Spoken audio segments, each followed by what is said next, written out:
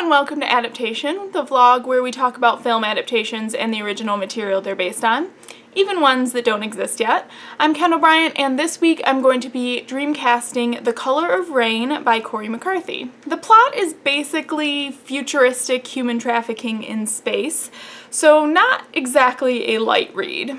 In the novel, Rain White finds herself out of options to continue supporting and protecting herself and her younger brother Walker, who is touched. On Earth, the touched get taken away in fear that they might be contagious, but it's essentially a degenerative brain disease, and I think the point is that Earth is so polluted and filthy that that's why it's so common. Because of this, Rain trades herself to Johnny, a void runner, basically a spaceship captain, who promises to take her and her brother safely to the edge of space, I guess, I don't know, where he might be able to get help.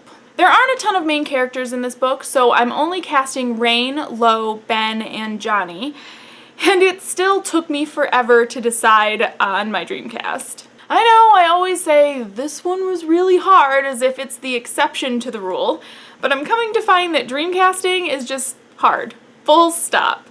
But I do think I'm finally happy with my choices for this one. So our main character, Rain, is a true redhead, which is pretty rare in this futuristic world.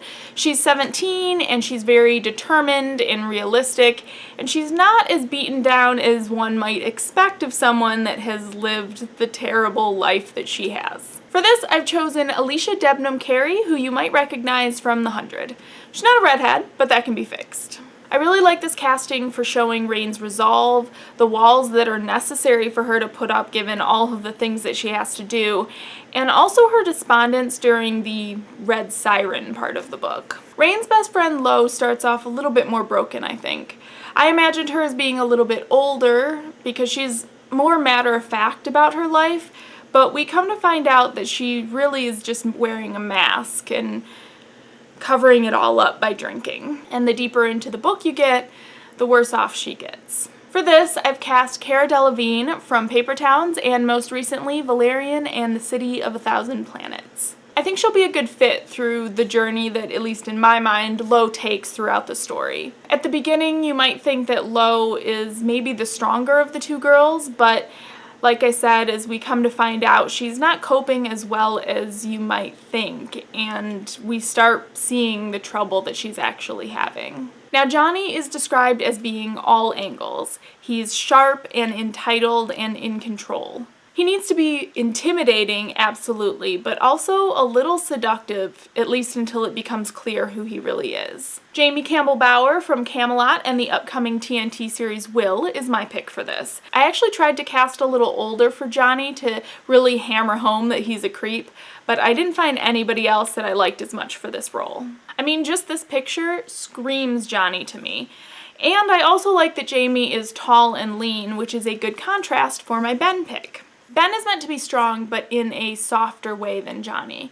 A different kind of heat, I think, is what the book says at one point. He's one of the good guys, a spy, but he's also kind of Johnny's number two, so he needs to be able to be a comforting presence to Rain while also playing his part in front of Johnny. I'm pretty sure that I've tried to cast Jordan Rodriguez in like all of the dreamcasts that I've done, and I finally found a role for him. I know him from Dance Academy.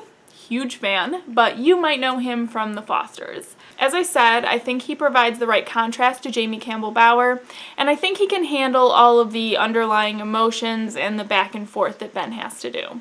We just gotta get him some contacts for his mech eyes. You may have noticed that I didn't cast any Americans, and that was completely accidental. I just cast whoever I liked for each role. I do think it might be a good idea for Alicia and Cara to do American accents if this were to become a movie, because that might be a nice contrast between the Earth Cityites and the Void Runners. But this is a futuristic world where Earth is just Earth City. I assume the entire planet is just one thing, so really anything you did with accents would probably work. But if you have a different opinion on accents or the people I cast, then make sure you let us know in the comments. Or maybe you have suggestions for some people I didn't cast, like Walker and Samson. I'd really be interested to see who you think should play those roles. Don't forget to follow all our social media, which is linked in the info section, as well as our podcast on iTunes. And until next time,